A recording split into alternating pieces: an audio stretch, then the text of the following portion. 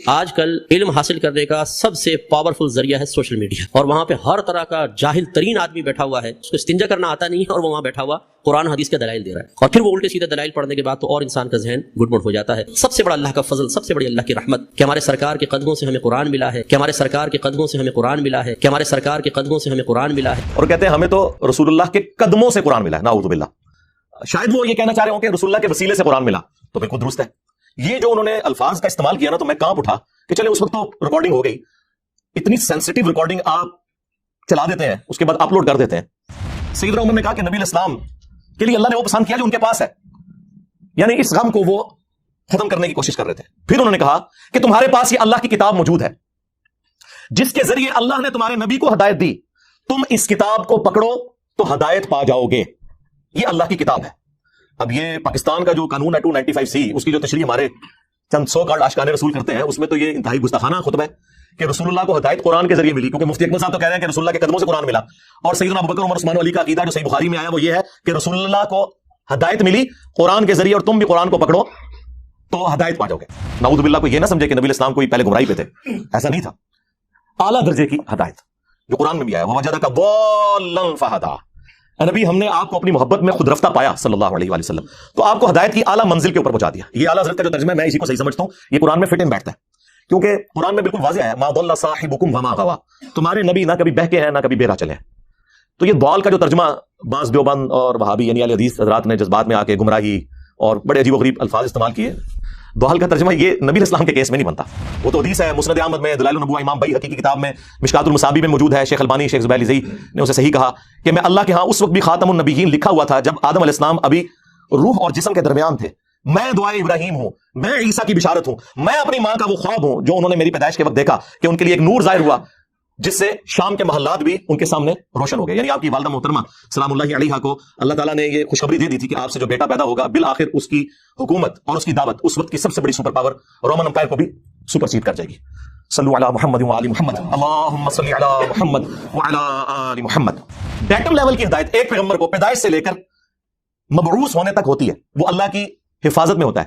ہاں، اعلیٰ درجے کی ہدایت اسے اس وقت ملتی ہے جب اس پر وحی کا نزول ہوتا ہے اور اللہ تعالیٰ اسے مبعوث کرتا ہے۔ قرآن مخلوق نہیں ہے، یہ غیر مخلوق ہے، اللہ کی صفت ہے۔ نبی الاسلام تو اللہ کی مخلوق ہے، لہٰذا نبی الاسلام بھی کبھی اس چیز کو پسند نہیں فرمائیں گے کہ کوئی شخص یہ جملہ بولے کہ میرے قدموں سے قرآن ملا ہے۔ ہاں، میرے ذریعے سے ملا، بالکل درست ہے۔ اللہ اور مخلوق کے درمیان وسیلہ اور واسطہ وقت کا پیغمبر ہی ہوتا ہے، اس میں تو کوئی شک نہیں ہے، لیکن یہ الفاظ کا چناؤ یہ بڑا ڈینجرس معاملہ ہے۔ ما كنت تدری ما الکتاب ولا الایمان، اس قرآن کے نزول سے پہلے نہ تو آپ کتاب سے واقف تھے نہ ایمان سے۔ میں نے کہا یہ اعلیٰ حضرت کا ترجمہ پڑھ لیں، انہوں نے کیا ترجمہ کیا ہوا ہے؟ اے نبی، اس قرآن کے نزول سے پہلے نہ آپ کتاب کے بارے میں جانتے تھے نہ احکام شرع کی تفصیلات، یہ انہوں نے ترجمہ کیا۔ کتاب واضح لکھا ہوا تھا، ایمان واضح، چلے پھر بھی شکر ہے الٹ ترجمہ نہیں کر دیا، جس طرح وہ سورہ فتح کی شروع کی آیات کا کر دیا انہوں نے، اور ہمارے استاد اور مفتی صاحب کے استاد نے ان پہ گرفت کی ہے، غلام سعیدی صاحب نے رحمہ اللہ تعالی۔ نبی الاسلام ان تفصیلات سے واقف نہیں تھے، بہرحال ڈیٹم لیول کا تو ایمان ہوتا ہے۔ صحیح مسلم میں حدیث ہے، میں اس پتھر کو بھی پہچانتا ہوں جو بیست سے پہلے مجھے سلام کیا کرتا تھا۔ تو نبی الاسلام کو یہ یعنی اشارے تو ملنے شروع ہو گئے تھے کہ آپ ایک ایکسٹراڈنری پرسنالٹی ہیں۔ پھر صحیح مسلم میں آیا کہ بچپن میں آپ کا سینہ چاک کیا گیا اور پھر وہ سیا گیا۔ یہ پورا جو واقعہ ہے جو نمبر آف ٹائمز ہوا ہے، معراج کے موقع پر بھی ہوا ہے، نبی اسلام کے یہ ایکسپیرینسز بیس سے پہلے کے تھے۔ قل ما یکون لی ان ابدلہ من تلقاء نفسی، اے نبی تم فرما دو کہ مجھے تو کوئی اختیار حاصل نہیں کہ میں اپنی خواہش نفس سے اس قرآن کو بدل دوں۔ مفتی صاحب کہہ رہے ہیں کہ رسول اللہ کے قدموں سے قرآن ملا، اور اللہ تعالیٰ یہ فرما رہا ہے کہ نبی تم فرما دو کہ مجھے تو کوئی اختیار نہیں کہ میں اس کتاب کو بدل دوں۔ اور یہاں بات ختم نہیں ہوئی، ان اتبع الا ما یوحى الی، میں تو خود پابند ہوں اس وحی کا جو اللہ کی طرف سے مجھ پر آتی ہے۔ اس کتاب کو بدلنے کا کہہ رہے ہو؟ مجھے تو اللہ نے پابند کیا کہ میں نے بھی اس کتاب کے پیچھے چلنا ہے۔ یہ قرآن ہے جی، یہ کتابوں کا خدا ہے۔ پھر ہم کیوں نہ کہیں کہ مرنے سے پہلے اے مسلمان کر لے اس پہ غور، کتابوں کا خدا اور ہے، بابوں کا خدا اور، بابے بھی اسی خدا پہ مانتے ہیں لیکن ان کوالٹیز کے ساتھ نہیں جو آسمان سے نازل ہوئی ہیں پیغمبروں کے ذریعے، بلکہ ان کی اپنی تعلیمات ہیں۔ یہ کتابوں کا خدا ہے جی۔ یہ تو آیات ہیں جو آج بیان کرنے والی ہیں، یہ بتانے کے لیے کہ یہ کلام اللہ کا نازل کردہ ہے، یہ رسول اللہ نے خود نہیں لکھا صلی اللہ علیہ وآلہ وسلم، اور ہم نے اسے گستاخی کا مسئلہ بنا کے ہر بندے نے یعنی قرآن میں سے نہ اپنی مطلب کی چیزیں نکالی ہوئی ہیں۔ کسی کو اولیاء کی گستاخی نظر آ جاتی ہے، کسی کو انبیاء کی گستاخی، کسی کو صحابہ کی گستاخی، کسی کو اہل بیت کی گستاخی نظر آ جاتی ہے۔ اللہ کی گستاخی نہیں آج تک منقطع نظر آئی۔ کدھر تسی پڑھے یہ اللہ کا گستاخ ہے، گستاخ اولیاء ہے، گستاخ رسول ہے، گستاخ اہل بیت، گستاخ صحابہ، گستاخ اللہ۔ ایک ٹنگ کرے سنی جے اللہ نے سکے ہونے تے گل کرنا، ہاں اللہ نے تمہیں سائڈ تے رکھے ہے، وہ کہتے ہیں ان کائنات کا نظام بابے چلا رہے ہیں، اہل بیت چلا رہے ہیں، انبیاء چلا رہے ہیں، نعوذ باللہ۔ صحیح مسلم کی حدیث 2750، نبی الاسلام سے پوچھا گیا کہ آپ پیر کا منڈے کا روزہ کیوں رکھتے ہیں؟ تو فرمایا فیہ ولدت وفیہ انزل علیہ، اس دن میں پیدا ہوا اور اس دن مجھ پر پہلی دفعہ وحی نازل ہوئی۔ یعنی پیدائش کی خوشی اور جشن قرآن کی خوشی کو نبی الاسلام نے ایک جگہ جمع کیا، سال بعد نہیں، ہر مہینے نہیں، ہر ہفتے منڈے کا روزہ رکھے۔ الحمدللہ رب العالمین والصلاة والسلام علی سید الانبیاء والمرسلین وعلی آلہ واصحابہ وازواجہ وامتہ اجمعین الی یوم الدین۔ الحمدللہ آج 16 اکتوبر 2022 کو بمطابق 19 ربیع الاول 1444 ہجری میں سنڈے کے دن ہمارا یہ پبلک سیشن نمبر 64 ہونے جا رہا ہے انشاءاللہ تعالی۔ آپ کے یہ سوالات ریئل ٹائم پرچیوں کی شکل میں میرے پاس آ چکے ہیں، انہیں میں بعد میں ڈسکس کروں گا۔ پہلے ایک کرنٹ افیئر کے طور پر ایک ایشو میں ڈسکس کرنے جا رہا ہوں،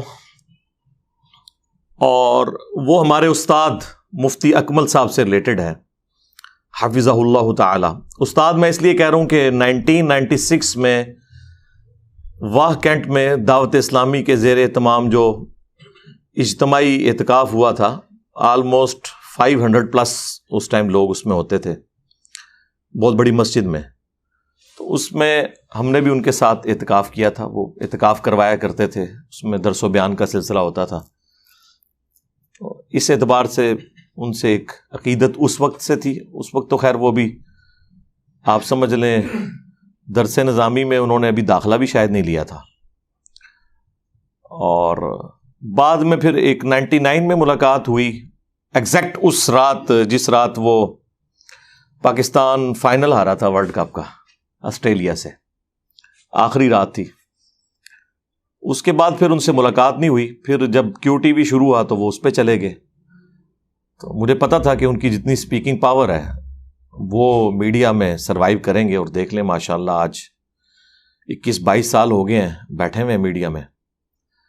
تو اسی ربیع الاول شریف کے اندر 1444 ہجری میں ان کا ایک ویڈیو کلپ اگلے دن ایک بھائی نے چلایا، تو بائی چانس میں سن رہا تھا، میں نے دیکھا نہیں، آواز پہچان لی۔ تو اس میں انہوں نے ایک جملہ بولا، یہ جو مروجہ ربیع الاول کو منانے کا جو ایک اختلاف چل رہا ہے، اس کے اوپر ڈسکشن کرتے ہوئے وہ دلائل دے رہے تھے، اور اس میں آپ سمجھ لیں کوئی جذبات کی رو میں وہ بہہ گئے۔ آیت انہوں نے سورہ یونس سے کوٹ کی، اعوذ باللہ من الشیطان الرجیم، بسم اللہ الرحمن الرحیم، قل بفضل اللہ وبرحمتہ فبذلک فلیفرحوا هو خیر مما یجمعون۔ اے نبی ان سے فرماؤ کہ اللہ کے فضل اور رحمت کے ملنے کے اوپر چاہیے کہ خوب خوشیاں منائیں، یہ اس سے بہتر ہے جو دنیا کا انہوں نے متاع جوڑ رکھا ہے۔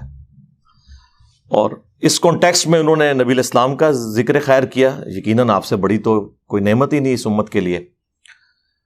اور پھر اس کانٹیکسٹ میں انہوں نے بات کرتے ہوئے کہا کہ نبی الاسلام کی پیدائش کی خوشی جو ہے وہ بدرجہ اولا منانی چاہیے، اور ساتھ انہوں نے ایک جملہ بولا کہ رسول اللہ کے قدموں سے ہمیں قرآن ملا ہے۔ آپ ذرا الفاظ پہ ذرا غور کریں، یہ کوئی علماء والے الفاظ نہیں ہیں کہ آپ اس کی کوئی تعویل کر لیں کہ قدموں سے مراد وہ لے رہے تھے کہ ان کے نقش قدم پہ چل کے ہم وہاں تک پہنچے۔ وہ چونکہ میں بریلوی مکتب پہ میں نے ایک وقت گزارا ہے، ان کا ایک خاص مزاج ہے، ایک چیز کو جب انہوں نے بہت اوپر کرنا ہوتا ہے اس کے مقابلے میں دوسرے کو کم تر شو کرنا ہوتا ہے، تو وہ اس قسم کی اینالوجیز بناتے ہیں، اور کہتے ہیں ہمیں تو رسول اللہ کے قدموں سے قرآن ملا ہے، نعوذ باللہ۔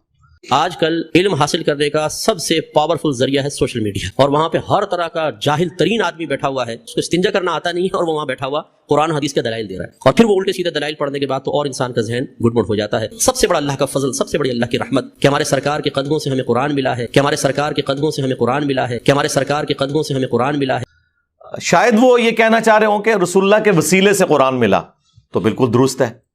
یہ جو انہوں نے الفاظ کا استعمال کیا نا، تو میں کانپ اٹھا کہ چلیں اس وقت تو ریکارڈنگ ہو گئی، اتنی سینسٹیو ریکارڈنگ آپ چلا دیتے ہیں، اس کے بعد اپلوڈ کر دیتے ہیں،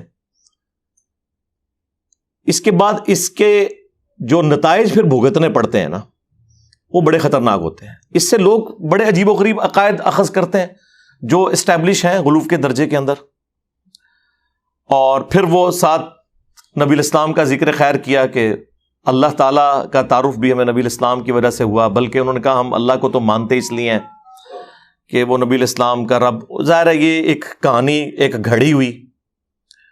کیا رسول اللہ کی دنیا میں تشریف آوری سے پہلے اللہ تعالیٰ ایگزسٹ نہیں کرتا تھا؟ اس کے ماننے والے نہیں تھے کیا؟ یہ شیخ احمد سرہندی، جسے یہ لوگ مجدد الافسانی کہتے ہیں، المتوفا 1034 ہجری، ان کا یہ ایک جملہ ہے جو زبان زد عام ہے، جس کا نہ قرآن و سنت سے کوئی لینا دینا ہے اور نہ یہ دین کی تعلیمات میں کسی اعتبار سے فٹ بیٹھتا ہے، بلکہ دین کی تعلیمات بالکل اس کے برعکس ہیں۔ اللہ تعالیٰ تو اس احسان کو اپنی طرف منسوب کرتا ہے، لقد من اللہ علی المؤمنین اذ بعث فیہم رسولا، یہ اللہ کا احسان ہے کہ اس نے رسول بھیجا۔ یہ لوگ کہتے ہیں یہ رسول کا احسان ہے کہ اس نے اللہ کا تعارف کروایا۔ اللہ تعالیٰ کیا فرما رہا ہے؟ یہ اللہ کا احسان ہے کہ اس نے رسول بھیجا انہی میں سے، من انفسہم یتلو علیہم آیاتہ ویزکیہم ویعلمہم الکتاب والحکمہ، جو ان پہ اللہ کی آیات تلاوت کرتے ہیں، ان کا تزکیہ کرتے ہیں، انہیں کتاب و حکمت سکھاتے ہیں، اور اس سے پہلے یہ لوگ کھلی گمراہی میں تھے۔ تو اللہ تعالیٰ تو یہ ڈاکٹرن پیش کر رہا ہے کہ اللہ کا احسان ہے مومنین میں آنا، اور پھر اس پہ تر رہا یہ کہ نبی الاسلام خود اس کی ایکسپلینیشن کیا کر رہے ہیں۔ جامعہ ترمذی میں حدیث ہے، المستدرک للحاکم کے اندر یہ حدیث موجود ہے، امام حاکم نے اسے صحیح کہا، امام ذہبی نے موافقت کی، شیخ زبیر الزئی صاحب نے مشکات المصابیح کی تحکیم میں اس حدیث کو صحیح کہا کہ اللہ کے محبوب صلی اللہ علیہ وآلہ وسلم نے فرمایا کہ اللہ سے محبت کرو کہ اس نے تمہیں نعمتوں سے نوازا ہے، اور مجھ سے اس لیے محبت کرو کہ میں اللہ کا رسول ہوں، اور میرے اہل البیت سے اس لیے محبت کرو کہ ان کی نسبت میرے ساتھ ہے۔ صلو علی محمد وآل محمد، اللہم صلی علی محمد وعلی آل محمد۔ یعنی نبی الاسلام چین کیا جوڑ رہے ہیں کہ آپ نے اللہ کی نسبت سے معاملات کو لے کے چلنا ہے، یہ الٹ چلتے ہیں۔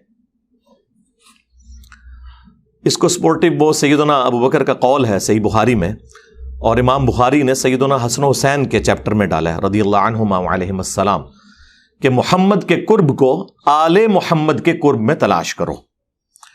یہ یعنی اس کو سپورٹیو ایک چیز ہو جاتی ہے اس حوالے سے، الحمدللہ۔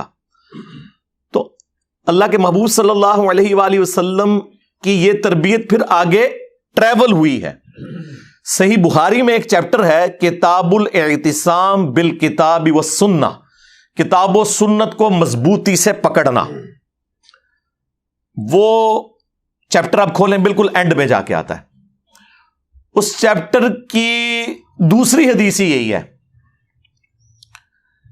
کہ جب سیدنا ابوبکر کو خلیفہ چنا گیا تو اس سے اگلے دن حضرت ابوبکر صدیق رضی اللہ تعالیٰ عنہ نے صحابہ کرام سے ایک پبلک گیدرنگ کے اندر ایڈریس کیا۔ صحیح بخاری کے الفاظ ہیں کہ حضرت ابوبکر کے ممبر پہ چڑھنے سے پہلے سیدنا عمر ممبر پر آئے، ظاہر وہ ایک سمجھ لیں نقیب محفل کے طور پر، اور انہوں نے چند ایک جملے بولے۔ وہ آپ کو رسول اللہ کی تربیت صلی اللہ علیہ وآلہ وسلم اور خلفائے راشدین کا عقیدہ، ظاہر ہے سیدنا ابوبکر کی موجودگی میں اگر حضرت عمر یہ خطبہ دے رہے ہیں اور مولا علی علیہ السلام بھی موجود ہیں، سیدنا عثمان بھی موجود ہیں رضی اللہ عنہم اجمعین وعلیہم السلام اجمعین، تو سب کی موجودگی میں حضرت عمر نے خطبہ دیا، اور انہوں نے کہا، ظاہر ہے صحابہ کا غم تازہ تھا، انہوں نے کہا کہ اللہ تعالیٰ نے اپنے نبی علیہ السلام کے لیے وہ چیز پسند فرمائی جو اس نے اپنے پاس رکھی ہے۔ ظاہر ہے کسی بھی انسان کے لیے سب سے بڑا قرب اللہ کی ذات ہو سکتی ہے، یقیناً رسول اللہ کا دنیا سے جانا یہ ہمارے لیے تو ایک غم کا باعث ہے، لیکن اللہ کے نبی علیہ السلام کے لیے تو ایک جنتوں کا دروازہ، اللہ کے قرب کا دروازہ کھل گیا۔ وَلَلْآخِرَةُ خَيْرٌ لَكَ مِنَ الْأُولَى، ظاہر ہے آج کی جو رسول اللہ کی زندگی ہے وہ اس زندگی سے افضل ہے جو دنیا میں گزاری انہوں نے، اور قیامت کی اس سے افضل ہوگی، اور جنت کی اس سے بھی افضل ہوگی۔ ہر آنے والا لمحہ پہلے سے بہتر ہے.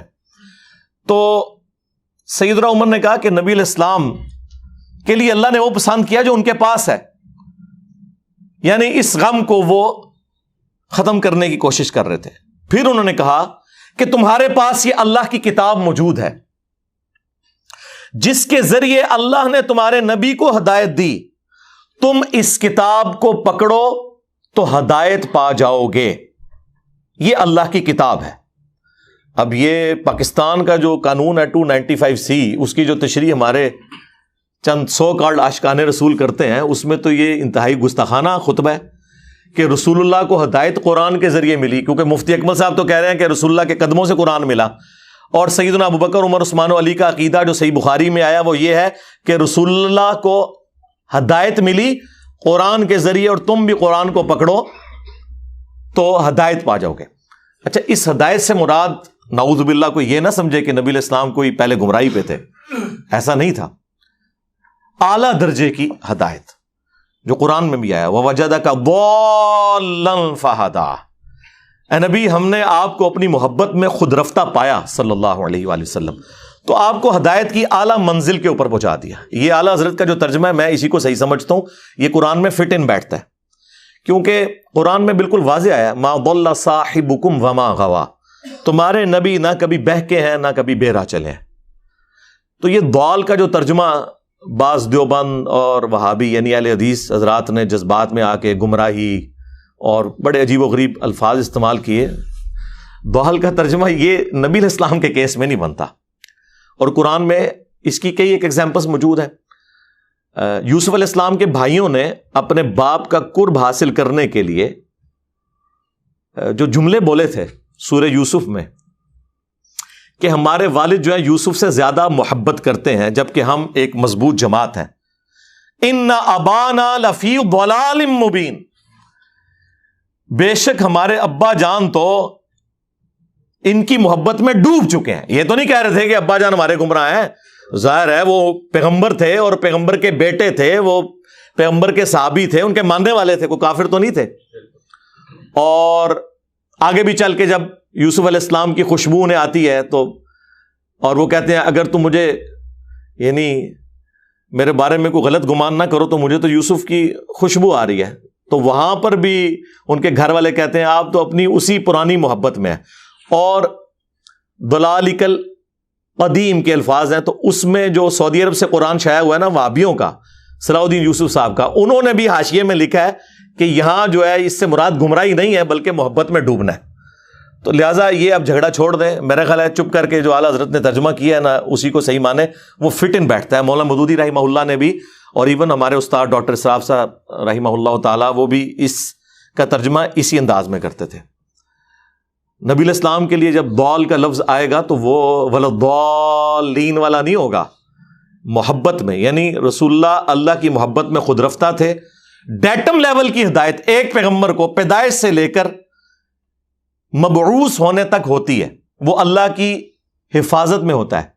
ہاں، اعلیٰ درجے کی ہدایت اسے اس وقت ملتی ہے جب اس پر وحی کا نزول ہوتا ہے اور اللہ تعالیٰ اسے مبعوث کرتا ہے. اس حوالے سے قرآن حکیم میں درجنوں آیات ہیں، لیکن 4 مقامات ایسے ہیں جو میں چاہ رہا ہوں کہ میں یہاں پر آپ کو ضرور اس حوالے سے بیان کر دوں تاکہ آپ کا عقیدہ درست ہو جائے کہ قرآن حکیم جو ہے وہ نبی علیہ السلام کی ہدایت کو بلند مرتبے تک بلکہ ایپیکس تک پہنچانے کا سبب بنا ہے. اور قرآن مخلوق نہیں ہے، یہ غیر مخلوق ہے، اللہ کی صفت ہے. نبی علیہ السلام تو اللہ کی مخلوق ہیں، لہٰذا نبی علیہ السلام بھی کبھی اس چیز کو پسند نہیں فرمائیں گے کہ کوئی شخص یہ جملہ بولے کہ میرے قدموں سے قرآن ملا ہے. ہاں، میرے ذریعے سے ملا، بالکل درست ہے. اللہ اور مخلوق کے درمیان وسیلہ اور واسطہ وقت کا پیغمبر ہی ہوتا ہے، اس میں تو کوئی شک نہیں ہے. لیکن یہ الفاظ کا چناؤ یہ بڑا ڈینجرس معاملہ ہے. یعنی وہ پیغمبر جس کے بارے میں صحیح مسلم میں حدیث ہے کہ ایک صحابی نے خطبہ دیتے ہوئے کہہ دیا مَن یُطِعِ اللَّهَ وَرَسُولَهُ فَقَدْ رَشَدَ، جس نے اللہ اور اس کے رسول کی اطاعت کی وہ کامیاب ہو گیا. وَمَن يَعْصِهِمَا، اور جس نے ان دونوں کی نافرمانی کی فَقَدْ غَوَا، وہ بہک گیا. اور حضور غصے میں آگے فرمایا بئس الخطیب انت، کتنا برا خطیب ہے تو، تجھے چاہیے تھا کہ تو کہتا وَمَن يَعْصِ اللَّهَ وَرَسُولَهُ فَقَدْ غَوَىٰ. صحیح مسلم 2010 نمبر حدیث ہے یہ. اس نے نہیں آگے سے بریلویوں کی طرح کہا کہ یا رسول اللہ ہم آپ کو مستقل بذات نہیں مان رہے، غیر مستقل بذات مان رہے ہیں، آپ کا یہ معاملہ محدود مان رہے ہیں، ہم عطائی مان رہے ہیں. یہ اس زمانے میں یہ کہانیاں نہیں ہوتی تھی. اور ابو داؤد میں تو آگے بڑے سخت الفاظ ہیں. آپ نے فرمایا قم اذهب، اٹھ نکل جا ادھر سے. یہ وہ شخص کہہ رہا ہے وَإِنَّكَ لَعَلَىٰ خُلُقٍ عَظِيمٍ. لیکن توحید اتنا سینسٹیو ایشو ہے کہ امام الموحدین صلی اللہ علیہ وآلہ وسلم کی ٹالرنس زیرو ہے، زیرو ٹالرنس ہے. اس لیے خدا کے لیے الفاظ کا چناؤ کرتے وقت ذرا غور کیا کریں کہ کیا نبی الاسلام آپ کے اس ایٹیچیوڈ سے خوش ہوں گے جس طرح کی آپ باتیں کر رہے ہیں. حالانکہ اس صحابی نے کوئی آؤٹ آف کانٹیکسٹ جملہ نہیں بولا، لٹریچر میں یہ پرفیکٹ جملہ تھا کہ جو اللہ اور اس کے رسول کی اطاعت کرے وہ کامیاب ہوا، جو ان دونوں کی نافرمانی کرے وہ ناکام ہوا. بلکہ یہ جملے کا عیب ہوتا ہے اس چیز کو ریپیٹ کرنا. جب وہ اللہ رسول کو الگ کر چکا تھا اس کے بعد دونوں کہنا کافی تھا، لیکن نبی الاسلام کو پتا تھا کہ اس سے دروازہ کھل جائے گا. تو آپ صلی اللہ علیہ وآلہ وسلم نے اتنے سخت الفاظ کے اندر اسے کنڈیم کیا. لیکن آپ کو حیران کن بات بتاؤں، آج تک میں درجنوں بریلوی اور دیوبندیوں کی مسجد میں جمعے کی نماز پڑھ چکا ہوں، آج تک وہ میں یہاں سے ہمائی پڑھتے ہیں. وہ پتہ نہیں کوئی انہوں نے لکھ کے ان کو خطبہ پکڑا دیا ہوا ہے. ابھی اگلے دن میں جماعت اسلامی کی مسجد میں پڑھ رہا تھا وہ میں یہاں سے ہما، دیوبندیوں کے پیچھے کافی عرصہ میں نے پڑھا، بریلویوں کے پیچھے. وہ آج تک اس طرح ہی چل رہا ہے. کیونکہ ظاہر ہے جب درس نظامی میں آپ کو فقہ پڑھائی جائے اور آخری دورہ حدیث ہو، جس طرح وہ اینڈ پہ دودھ پتی کا دورہ ہوتا ہے مجلس کے، تو وہ کس کو یاد رہنی ہے، اور وہ بھی سلیکٹو سٹڈی کے طور پر. تو یہ ایک بہت بڑا ایک ایشو ہے ہمارا اس پورے کے پورے سسٹم کا. خیر وہ میں آپ کو نبی الاسلام کا جو عقیدہ اور خلفائے راشدین کا عقیدہ تو یہ کور ہوا اس میں. اب میں آپ کو وہ آیت مبارکہ بتاتا ہوں. سورہ الشورى، پارہ نمبر ہے 25، سورت نمبر ہے 42. اس کے اینڈ پہ جا کے اللہ تعالیٰ نے یہ عقیدہ بالکل کلیئر کر دیا. میرے پاس ایک بار میرے والد صاحب کے ایک دوست، بلکہ ہمارے وہ پیر بھائی بھی سیال شریف وہ بیت تھے، ابھی بھی ہیں ماشاءاللہ، ڈاکٹر صاحب. وہ آئے تو ان دنوں میں نیا گمراہ ہوا تھا، 2008 کی بات ہے. تو مجھے آتے ہی انہوں نے پہلا سوال کیا کہ آپ کا نبی اسلام کے بارے میں کیا عقیدہ ہے کہ آپ کو نبوت کب ملی؟ میں نے کہا جی جو آپ کا عقیدہ ہے کہ عمر مبارک جب 40 سال ہوئی تو آپ مبعوث ہوئے. بہرحال نبی پیدائش سے لے کر اس وقت تک اللہ کا پیغمبر ہوتا ہے، وہ اللہ کی حفاظت میں ہوتا ہے. اور میں نے کہا یہ اعلیٰ حضرت نے بھی یہی لکھا ہوا ہے. کہتے ہیں کدھر لکھا ہے؟ میں نے کہا یہ کنز الایمان شریف میں نے اتار لیا اور میں نے کہا یہ سورہ الشورى میں پڑھنے لگا ہوں. جو اس سے عقیدہ بنتا ہے اعلیٰ حضرت کا ترجمہ پڑھوں گا، آپ مجھے بتا دیں کہ میں اس کے علاوہ کوئی اور عقیدہ رکھ سکتا ہوں. خیر وہ جب انہوں نے سنا خاموش ہو گئے. مانا یا نہیں مانا یہ الگ بات ہے، لیکن خاموش ہو گئے. یہ وہ آیات ہیں جی، آیت نمبر 51، وَمَا كَانَ لِبَشَرٍ أَن يُكَلِّمَهُ اللَّهُ، اور کسی انسان کی یہ شان ہی نہیں کہ اللہ تعالیٰ اس سے کلام کرے، إِلَّا وَحْيًا، ہاں یہ ہے کہ اللہ تعالیٰ اس پر وحی بھیجے، یعنی ایکسیپشن دی جا رہی ہے پیغمبروں کی. أَوْ مِن وَرَاءِ حِجَاب، یا پھر پردے میں اللہ تعالیٰ گفتگو فرمائے، جس طرح کہ موسیٰ علیہ السلام کے ساتھ ہوئی کوہ طور پر، اور ہمارے محبوب صلی اللہ علیہ وآلہ وسلم کے ساتھ ہوئی شب معراج. او یرسل رسولا، یا اس کی طرف کوئی رسول بھیج دے، فیوحی بإذنہ ما یشاء، اور وہ وحی کر دے اللہ تعالیٰ کے اذن کے ساتھ، جو اللہ تعالیٰ اذن دے. جو کچھ اللہ تعالیٰ نے وحی کرنا ہے وہ پیغمبر کی طرف وحی کر دے وہ فرشتہ. انہ علی حکیم، بے شک وہ اونچا ہے، حکمت والا ہے، بلند و بالا ہے. وَكَذَلِكَ أَوْحَيْنَا إِلَيْكَ، اور بالکل اس طریقے سے اے نبی ہم نے آپ کی طرف بھی وحی کی. روحم من امرنا، اپنی طرف سے امر روح. روح جو امر بھی ہے، اچھا روح کا لفظ حضرت جبرائیل کے لیے بھی آیا ہے، روح کا لفظ قرآن کے لیے بھی آیا وحی کے لیے, اور روح نبی الاسلام کے لیے بھی ہے. ما کنت تدری ما الکتاب ولا الایمان, اس قرآن کے نزول سے پہلے نہ تو آپ کتاب سے واقف تھے نہ ایمان سے. میں نے کہا جی یہ اعلیٰ حضرت کا ترجمہ پڑھ لیں. انہوں نے کیا ترجمہ کیا ہوا ہے؟ اے نبی, اس قرآن کے نزول سے پہلے نہ آپ کتاب کے بارے میں جانتے تھے نہ احکام شرع کی تفصیلات. یہ انہوں نے ترجمہ کیا ہے.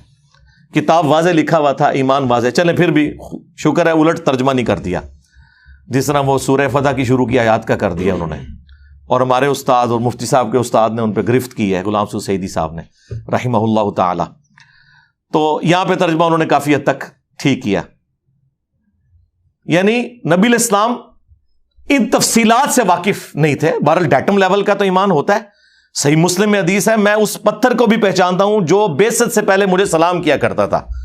تو نبی الاسلام کو یہ یعنی اشارے تو ملنے شروع ہو گئے تھے کہ آپ ایک ایکسٹرا آرڈنری پرسنالٹی ہیں. پھر صحیح مسلم میں آیا کہ بچپن میں آپ کا سینہ چاک کیا گیا اور پھر وہ سیا گیا. یہ پورا جو واقعہ ہے جو نمبر آف ٹائمز ہوا ہے, معراج کے موقع پر بھی ہوا ہے. نبی الاسلام کے یہ ایکسپیرینسز بعثت سے پہلے کے تھے. وَلَكِنْ جَعَلْنَاهُ نُورًا نَهْدِي بِهِ مَن نَّشَاءُ مِنْ عِبَادِنَا, بلکہ ہم نے اس قرآن کو نور اور ہدایت بنا دیا ہے. اس کے ذریعے ہم ہدایت دیتے ہیں اپنے بندوں میں سے جسے چاہتے ہیں. وَإِنَّكَ لَتَهْدِي إِلَىٰ صِرَاطٍ مُسْتَقِيمٍ, اور بے شک اے محبوب صلی اللہ علیہ وسلم آپ لوگوں کو صراط مستقیم کی طرف ہدایت دیتے ہیں. نبی الاسلام سراپا ہدایت ہیں, لیکن وہ ہدایت کی اعلیٰ منزل پہ قرآن کے ذریعے آپ کو پہنچایا گیا. وَوَجَدَكَ ضَالًّا فَهَدَىٰ, ہم نے آپ کو اپنی محبت میں خود رفتہ پایا. اور ظاہر ہے یہ خود رفتہ بھی خود سے تو نہیں پایا, اللہ نے ان کی جبلت میں رکھا. وہ تو حدیث ہے مسند احمد میں, دلائل النبوہ امام بیہقی کی کتاب میں, مشکات المصابیح میں موجود ہے. شیخ البانی شیخ زبیر لزئی نے اسے صحیح کہا کہ میں اللہ کے ہاں اس وقت بھی خاتم النبیین لکھا ہوا تھا جب آدم علیہ السلام ابھی روح اور جسم کے درمیان تھے. میں دعائے ابراہیم ہوں, میں عیسیٰ کی بشارت ہوں, میں اپنی ماں کا وہ خواب ہوں جو انہوں نے میری پیدائش کے وقت دیکھا کہ ان کے لیے ایک نور ظاہر ہوا جس سے شام کے محلات بھی ان کے سامنے روشن ہو گئے. یعنی آپ کی والدہ محترمہ سلام اللہ علیہا کو اللہ تعالیٰ نے یہ خوشخبری دے دی تھی کہ آپ سے جو بیٹا پیدا ہوگا بالآخر اس کی حکومت اور اس کی دعوت اس وقت کی سب سے بڑی سپر پاور رومن امپائر کو بھی سپر چیٹ کر جائے گی. صلو علی محمد وعلی محمد, اللہم صلی علی محمد وعلی آل محمد. تو نبی الاسلام کی پرسنالٹی ایک ایکسٹرا آرڈنری پرسنالٹی. اچھا, اب اس عقیدے کو آپ مزید سمجھیں. سورہ یونس کی وہ آیات, آیت نمبر 15, وَإِذَا تُتْلَى عَلَيْهِمْ آيَاتُنَا بَيِّنَاتٍ, اور جب ان پر تلاوت کی جاتی ہیں ہماری روشن آیات.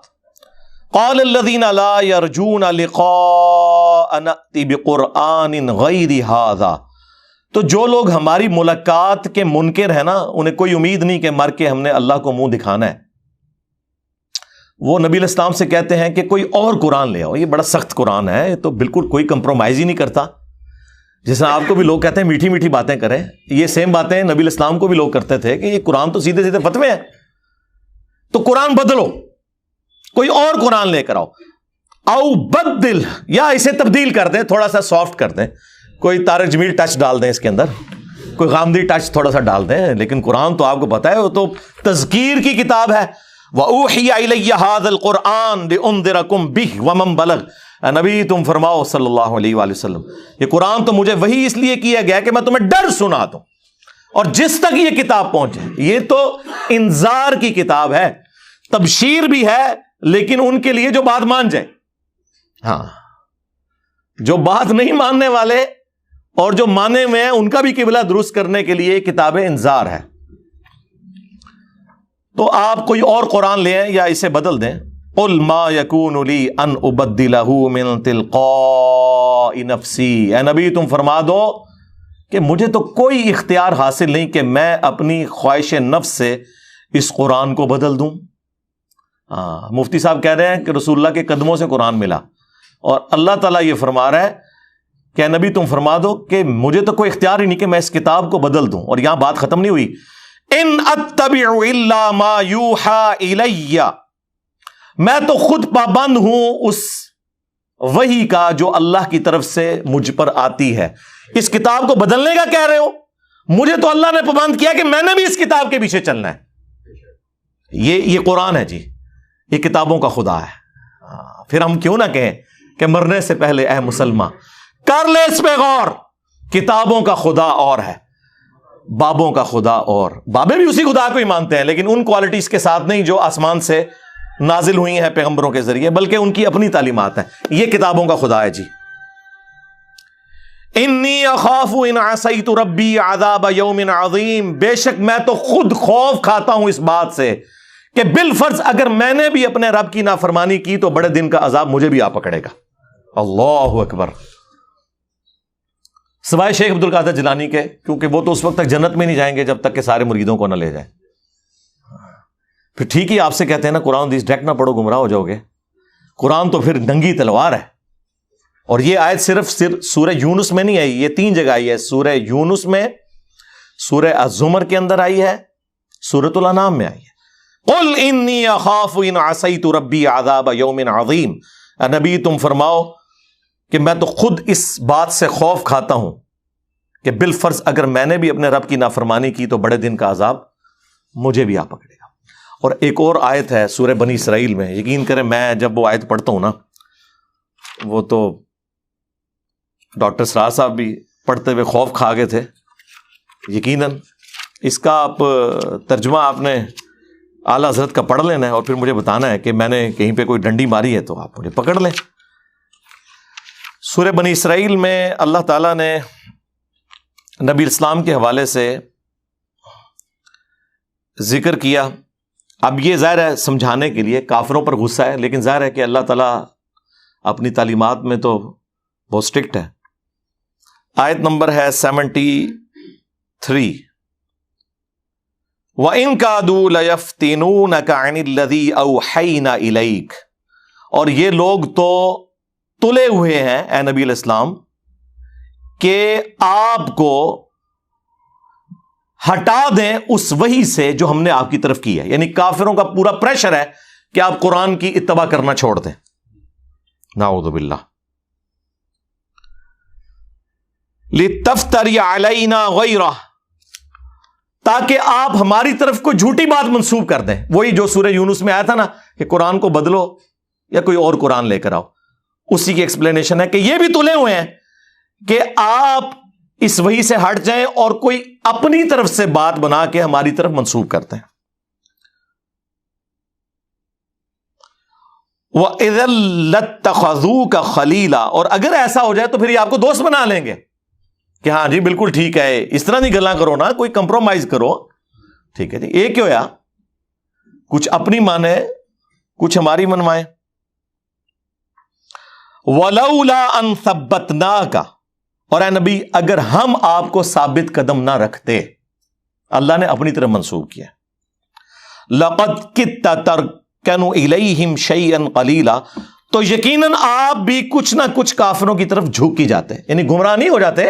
مراد یہ کہ اگر ہم آپ کو نہ تھامتے تو آپ بھی کوئی کمپرومائز ان کے ساتھ تھوڑا بہت کر لیتے.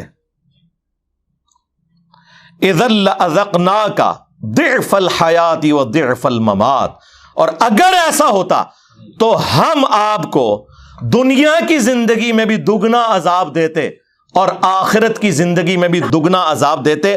ثم لا تجدوا لك علينا نصيرا، اور پھر آپ ہمارے مقابلے پہ کسی کو اپنا مددگار بھی نہ پاتے. اے نبی اگر آپ کوئی ایسا کام کر دیتے، ظاہر ہے کہ ایسا ہوا نہیں ہے، یہ سمجھانے کے لیے، لیکن یہ آپ کو سینسٹیوٹی بتا دے گا اللہ تعالیٰ کی توحید کے معاملے میں.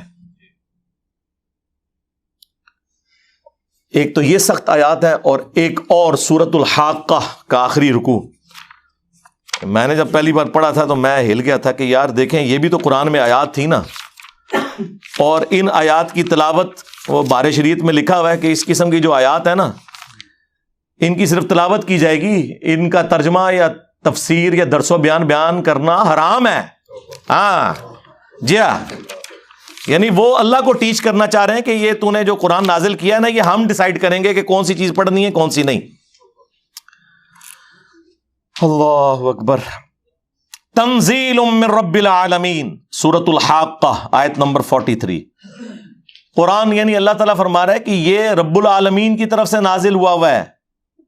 وَلَوْ تَقَوَّلَ عَلَيْنَا بَعْضَ الْأَقَاوِيلِ، اور اگر یہ نبی علیہ السلام ہماری طرف کوئی بات منسوب کر دیتے نا خود سے، لَأَخَذْنَا مِنْهُ بِالْيَمِينِ، تو ہم ان کا داہنا ہاتھ پکڑتے. ثُمَّ لَقَطَعْنَا مِنْهُ الْوَتِينَ، اور ہم ان کی رگے جان کاٹ دیتے اگر یہ بھی ہماری طرف کوئی بات ایسی منسوب کرتے جو ہم نے وہی نہیں کی. فَمَا مِنْكُمْ مِنْ أَحَدٍ عَنْهُ حَاجِزِينَ، اور پھر تم میں سے کوئی ایک بھی ایسا نہ ہوتا جو ان کو ہم سے بچا سکتا. وَإِنَّهُ لَتَذْكِرَةٌ لِّلْمُتَّقِينَ، اور یہ قرآن اور نبی علیہ السلام دونوں نصیحت ہے ان کے لیے جو ڈر جائیں، جو بات مان لیں. یہ آیات ہیں. یہ آیات یہاں پہ یہ کنفلکٹ بن گیا کہ اس سے کوئی شان رسالت میں تنقیص ہو رہی ہے. میں کہتا ہوں جی ان آیات کے سوا ہمارے پاس کوئی آیتیں ہی نہیں ہیں یہ ثابت کرنے کے لیے کہ یہ کتاب رسول اللہ نے نہیں لکھی. جو شخص کتاب خود لکھتا ہے اپنے بارے میں یہ کچھ لکھے گا. میں نے وہ سلمان رشدی کے کتاب کا جب پوسٹ مارٹم کیا تھا پچھلے دنوں اسٹینڈک ورسز کا، اس میں بھی میں نے یہ آیات کوٹ کی تھی کہ کوئی بھی آتھر جب بک لکھتا ہے وہ اپنے بارے میں اس طرح کی باتیں نہیں کبھی لکھتا. یہ تو آیات ہیں جو آج بیان کرنے والی ہیں، یہ بتانے کے لیے کہ یہ کلام اللہ کا نازل کردہ ہے، یہ رسول اللہ نے خود نہیں لکھا صلی اللہ علیہ وآلہ وسلم. اور ہم نے اسے گستاخی کا مسئلہ بنا کے ہر بندے نے یعنی قرآن میں سے نا اپنی مطلب کی چیزیں نکالی ہوئی ہیں. کسی کو اولیاء کی گستاخی نظر آ جاتی ہے، کسی کو انبیاء کی گستاخی، کسی کو صحابہ کی گستاخی، کسی کو اہل بیت کی گستاخی نظر آ جاتی ہے. اللہ کی گستاخی نیچے آج تک منو کدھر نظر آئی؟ کدھر تسی پڑھے ہے یہ اللہ کا گستاخ ہے، گستاخ اولیاء ہے، گستاخ رسول ہے، گستاخ اہل بیت، گستاخ صحابہ، گستاخ اللہ. یہ ٹرم کدے سنی جے؟ ہاں اللہ دے سکے ہونا تے گل کرنا. ہاں اللہ نے انہوں نے سائڈ تے رکھے ہے. وہ کہنے ان کائنات دا نظام بابے چلا رہے نے، اہل بیت چلا رہے نے، انبیاء چلا رہے نے، نعوذ باللہ. اب یہ یعنی وہ بعض تو منہ سے بول کے کہتے ہیں، بعض بغیر بولے ہوئے کہہ رہے ہوتے ہیں. ٹھیک ہے، اور چھڑ دو وچ عبد القادر پہ گیا جے. اور جواد نقوی صاحب نے بڑی پیاری بات کی. انہوں نے کہا کہ غالی شیعہ قادیانیوں سے بدتر ہیں. انہوں نے اپنے شیعہ کے بارے میں بات کی اور کہا کہ قادیانی تو رسول اللہ کے ساتھ شرک کرتے ہیں نا، ہمارے غالی شیعہ اللہ کے ساتھ شرک کر رہے ہیں جب علی اللہ کہتے ہیں، حسین جل جلالہ. اور پھر انہوں نے اگلا ایک جملہ بولا، تسی سنی خوش ہو رہے ہونے، انہوں نے کہا کہ جڑے سنی غالی نے نا وہ ساڈے شیعہ تو بھی گئے گزرے نے، کیونکہ شیعہ تو پھر بھی اللہ والا معاملہ کرتے ہیں. یہ تو کہتے ہیں عبد القادر بھی چھپایا گیا جے، یعنی یہ عبد القادر جیلانی کو اللہ سے بھی اوپر لے جاتے ہیں. شرک سے بھی اگلی بات ہے. اور یہ گراؤنڈ ریالٹیز ہیں. اگر کوئی اس سے آنکھیں بند کرے، ہمیں تو کوئی دھوکہ نہیں دے سکتا. میرے سے بڑا کون سا بریلوی رہا ہے؟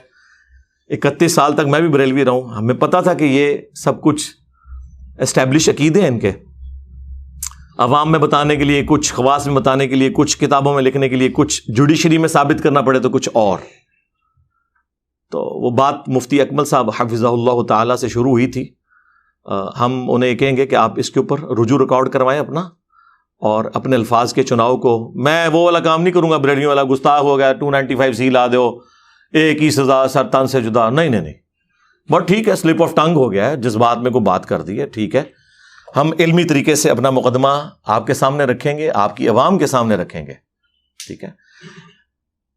اب وہ جو آپ نے میلاد کے حوالے سے بات کی تھی، اس میں بھی تھوڑا سا میں عرض کر دوں کہ وہ جو آپ نے آیت پڑھی تھی نا، وہ تو قرآن کے بارے میں تھی تعویل خاص کے اعتبار سے.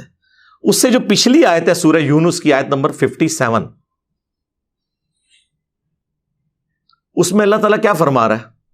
یا ایھا الناس قد جاءتکم موعظۃ من ربکم وشفاء لما فی الصدور وہدی ورحمۃ للمؤمنین. اے پوری انسانیت، بے شک تمہارے پاس آ گئی ہے کون سی کتاب ہے؟ جو واعظ ہے اور شفا ہے دلوں کی بیماریوں کی، سب سے بڑی بیماری شرک، اور مومنین کے لیے اس میں رحمت ہے، ہدایت ہے۔ اور پھر ساتھ آیا قل بفضل اللہ وبرحمتہ فبذالک فلیفرحوا، اے نبی ان سے فرماؤ کہ اللہ کی رحمت اور فضل کے اوپر ان کو چاہیے خوب خوشیاں مناؤ، یعنی جشن قرآن مناؤ۔ یہ نہ کہو کہ قرآن ڈائریکٹ پڑھو گے تو گمراہ ہو جاؤ گے، اے جشن قرآن ہے اور رہ جاتے حدیث ڈائریکٹ نہ پڑھو گمراہ ہو جاؤ گے، یہ جشن قرآن ہے۔ ہاں اس کی کرالری میں نبی علیہ السلام کو بھی آپ بالکل، آپ علیہ السلام بھی اللہ کی نعمت ہے، اس میں کوئی شک نہیں۔ لقد من اللہ علی المؤمنین اذ بعث فیہم رسولا، اللہ کا احسان ہے، وہ نعمت ہے کہ جس کا احسان اللہ تعالیٰ نے مومنین کے اوپر جتایا ہے۔ وما ارسلناک الا رحمۃ للعالمین، نبی علیہ السلام تو رحمت ہے تمام جہان والوں کے لیے۔ کرالری کے طور پہ درست ہے آپ کی بات۔ تو ہم میلاد کے قائل ہیں میرے بھائی، اس آیت مبارکہ سے قرآن کی جشن قرآن ثابت ہوا، اور آپ نے کرالری کے طور پر جشن میلاد مصطفیٰ صلی اللہ علیہ وآلہ وسلم ثابت کیا، اور ہمارے نبی نے دونوں چیزوں کو ایک جگہ جمع کر دیا۔ صحیح مسلم کی حدیث 2750، نبی علیہ السلام سے پوچھا گیا کہ آپ پیر کا، منڈے کا روزہ کیوں رکھتے ہیں؟ تو فرمایا فیہ ولدت وفیہ انزل علیہ، اس دن میں پیدا ہوا اور اس دن مجھ پر پہلی دفعہ وحی نازل ہوئی۔